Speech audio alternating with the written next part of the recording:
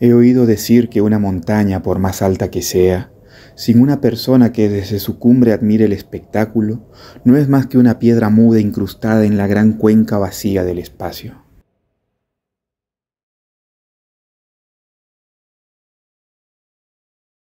Nacido en la pequeña localidad de Dahme, en la provincia de Brandeburgo, Alemania, el 26 de mayo de 1879, Walter Schiller, hijo de Rudolf, doctor en química, completó sus estudios primarios en Klein-Wansleben y los secundarios clásicos en Brunswick.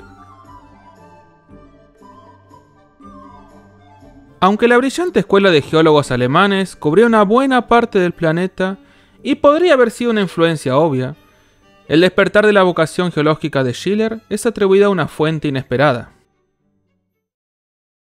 Contrario a las expectativas, Schiller reveló que su pasión por la geología fue inspirada por las composiciones del músico alemán Paul Link, considerado padre de la opereta berlinesa. Aunque nunca reveló el motivo exacto de esta conexión, esta peculiar inspiración marcó el inicio del viaje de Schiller hacia el mundo de la geología. Después de completar sus estudios superiores en varias universidades alemanas, Schiller emprendió viaje de estudio por toda Europa, explorando las formaciones geológicas de los Alpes y más allá.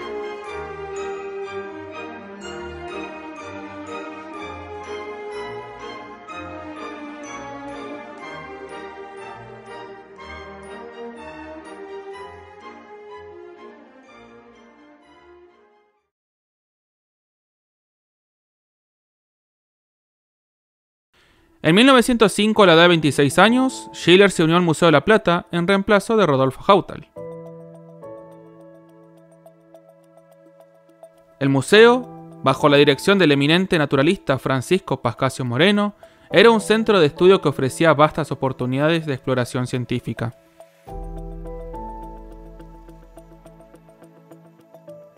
Cabe aclarar que tuvo recomendación de su maestro de la universidad, el profesor Gustav Steinmann. Aquí, Schiller encontró un vasto territorio inexplorado que clamaba por ser estudiado.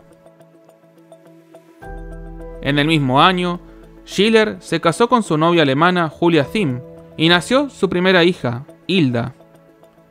En 1907 nació su segunda hija, a la que la nombraron Ilse Argentina, y en 1910 su hijo Werner. La familia se estableció en una hermosa casona bautizada como el Museíto, ubicada en la diagonal 113, cerca del Bosque de la Plata. Walter Schiller fue un geólogo muy dedicado y generoso. Realizó múltiples trabajos en Argentina, Brasil y Uruguay.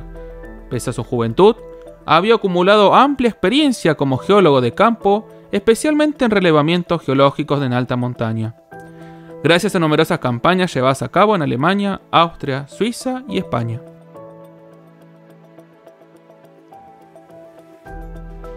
Entre 1906 y 1909, Schiller se aventuró en la alta cordillera de Mendoza y San Juan. Sus descubrimientos cambiaron para siempre la comprensión de la geología andina. En 1907, demostró que la Aconcagua no era un volcán, lo cual constituyó un hallazgo revolucionario.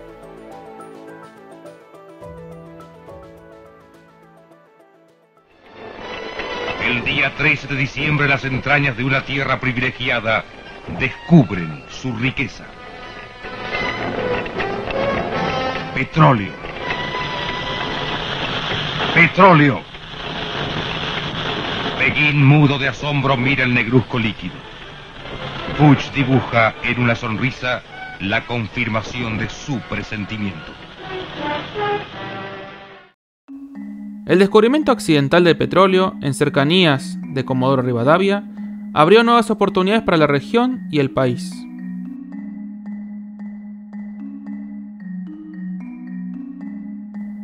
En 1910, Schiller asesoró sobre la viabilidad de la exploración petrolera en Bolivia. Y en 1911, estudió las condiciones del yacimiento petrolífero en Comodoro Rivadavia. En 1912, Schiller viajó a Brasil para estudiar los yacimientos auríferos, cerca de Cuiabá, y exploró la Sierra de Chapada, en busca de particularidades geológicas. A su vez, tenía una notable pasión por la docencia y un aprecio profundo por sus alumnos. En 1906 fue designado como profesor titular de mineralogía en la Universidad Nacional de La Plata y en 1911 como profesor de geografía física.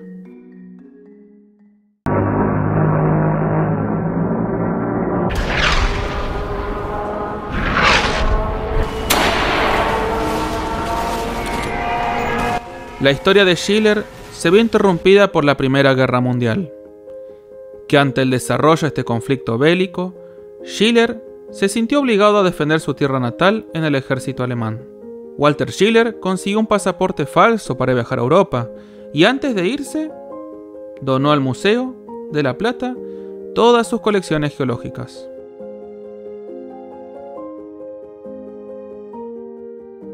A pesar de las adversidades, Schiller demostró su valentía y compromiso en los campos de batalla de Europa, combatiendo en los frentes de Serbia, Macedonia y Francia.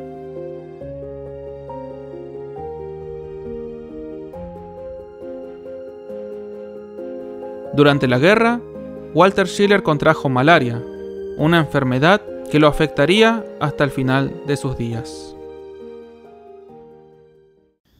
Se comprenderá que los geólogos encontraban un vastísimo campo de acción en Alemania, donde se exprimía hasta la última gota de petróleo de los esquistos bituminosos y en donde ciertos pueblos arrancaron los adoquines del empedrado de las calles para fundir las exiguas cantidades de cobre que contenían.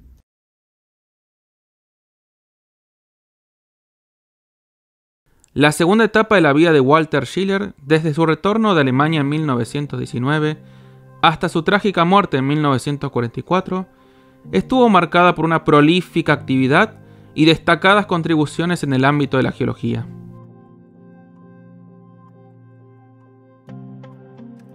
En 1921 se reincorporó al museo como profesor de geografía física y jefe de sección. En 1922 fue designado como miembro activo de la Academia Nacional de Ciencias de Córdoba. Durante los primeros años de esta etapa, Schiller se dedicó por completo a la organización de los departamentos de Geología y Geografía Física y Mineralogía y Petrografía del Museo de La Plata.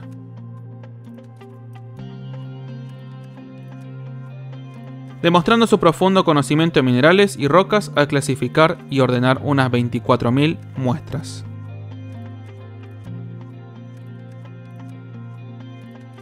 Schiller tuvo dos discípulas que finalizaron sus tesis doctorales bajo su dirección, las hermanas Juana y Sara Cortelesi.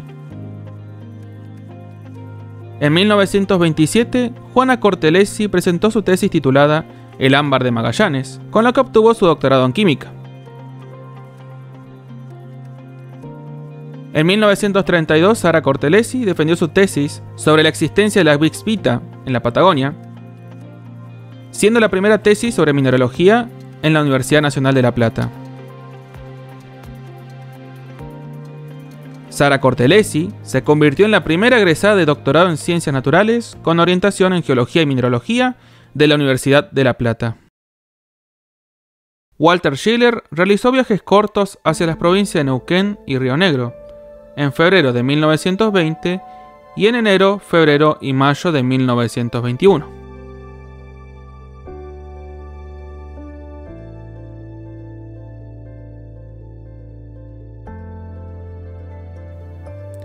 El primer viaje lo hizo solo. En el siguiente fue acompañado del Dr. Santiago Roth, mientras que en viajes posteriores fue acompañado de los doctores Roth, Eduardo Caret y Luis María Torres. En la campaña geopaleontológica de 1921 que realizó junto a Roth, Schiller encontró el esqueleto parcial de un cocodrilo pequeño, de edad cretácica, en la localidad Boca de Sapo, al norte de la ciudad de Neuquén.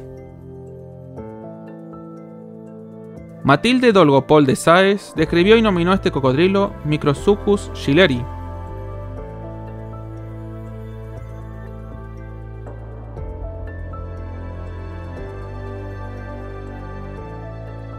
En enero y abril de 1922, Schiller recorrió la zona del límite entre Neuquén y Río Negro, extendiendo sus estudios a los alrededores del lago Nahuel Huapi, atravesando el límite con Chile.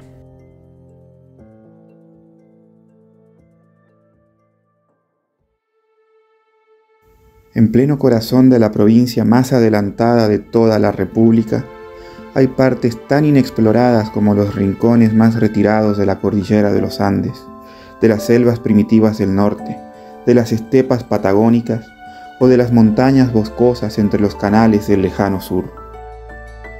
A partir de 1926, la atención de Schiller se centró en el estudio geológico de las sierras australes, de la provincia de Buenos Aires, para lo cual contó con la colaboración del Dr. Hans Keidel. Los resultados de sus estudios se publicaron en 1930 en una monografía, que aportó las observaciones y conclusiones de un geólogo formado en las fajas plegadas y corridas.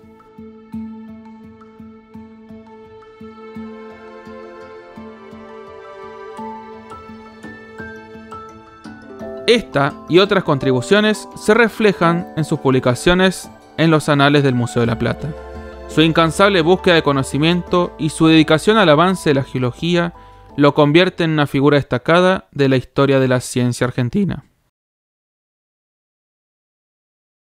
Morir en esas laderas, luchando por dominarlas, no es para mí una amenaza sino un ensueño.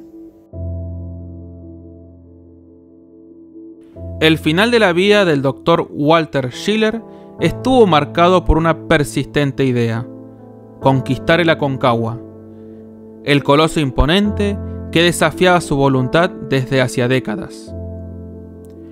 A pesar de su excelente preparación física, Schiller no pudo superar los 6.100 metros de altura en ninguno de sus intentos. Los detalles de esta última expedición fueron registrados meticulosamente por el periodista húngaro Tibor Sekel, quien formó parte del grupo de escaladores.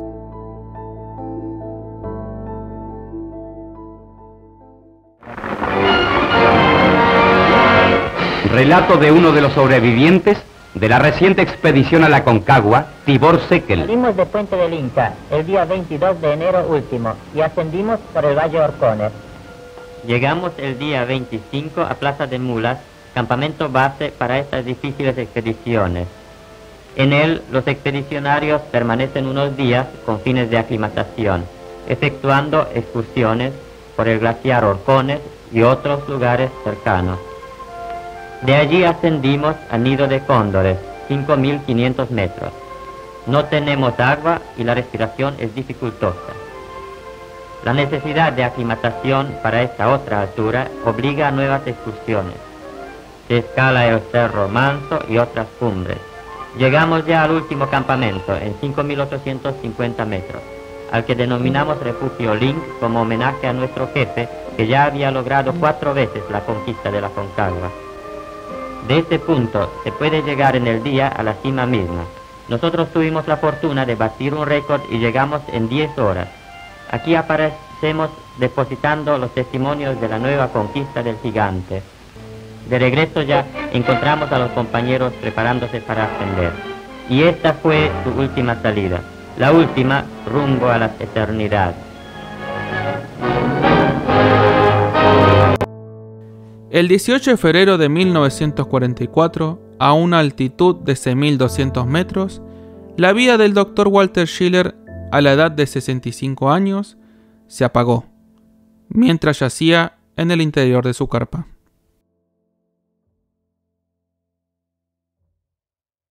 Con la partida de Schiller culminó una vida dedicada a la exploración y la búsqueda de conocimiento, dejando un legado perdurable en el mundo de la geología y la ciencia.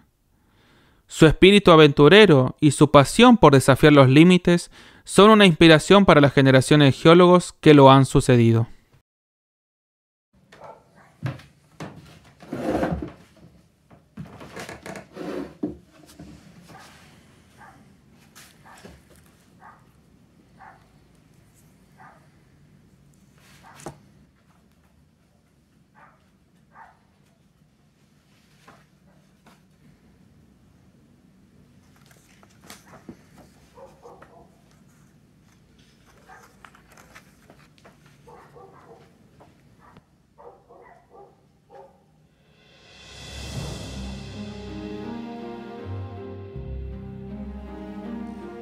nada más natural que por la mente de un hombre de 65 años, de vez en cuando, cruce la idea de la muerte. Y también que un hombre que ha dedicado toda su vida en la montaña, en calidad de geólogo realizando estudios, y en calidad de turista gozando el panorama, desee terminar su vida entre las montañas, al igual que un marino anhela descansar entre las olas del mar o un patriota en su tierra natal. Allá, a la altura de 6.200 metros, a esa sublime altura, a la que por primera vez había llegado después de haberlo intentado 6 veces en el curso de los últimos 40 años. Allá, acostado en su carpita, se durmió Papa Schiller, en la esperanza de seguir el escalamiento al día siguiente para llegar finalmente a la cumbre. Siguió escalando en el sueño, y cuando el intenso frío invadió su corazón, ese corazón tan grande quizás llegaba a la anhelada cúspide de la Aconcagua. Así, en sus sueños, tal vez alcanzó, en ese instante, la felicidad máxima de su existencia.